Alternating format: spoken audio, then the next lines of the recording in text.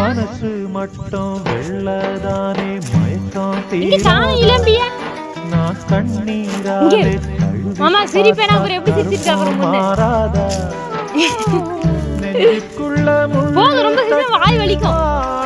இங்க கொய்யாப்பழம் பாரு எப்படி இருக்குதுன்னு.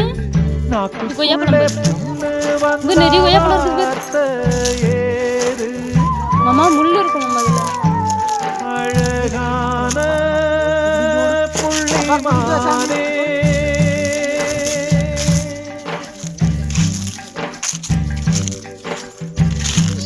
அழகான புள்ளிமானே உனக்காக பொண்ணு பித்தை பித்தை பிடிங்க